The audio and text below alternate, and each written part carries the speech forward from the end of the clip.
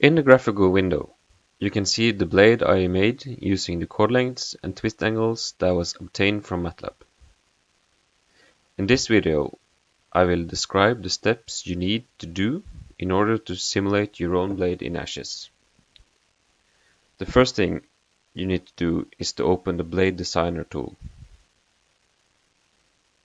Here, you enter the rotor diameter, the hub diameter, the number of blade elements, etc.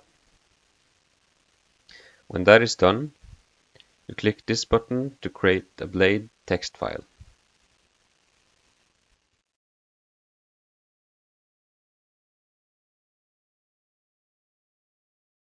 Open the text file with Notepad and edit the columns containing the twist angles and chord lengths.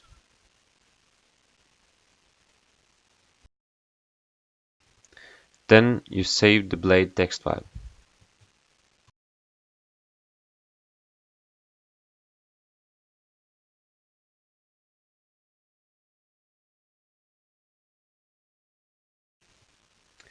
To import your blade, open Blade Database. Then click Add Blade and Import from File.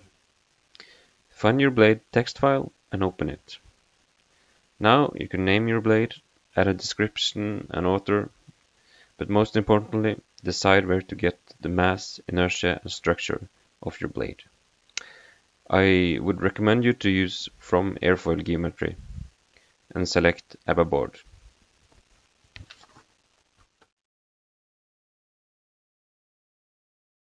Now, you will be able to select your blade to be a part of the turbine model. Go to Rotor, Blade Type, select Blade for all. The turbine model will now use the blade that you have made.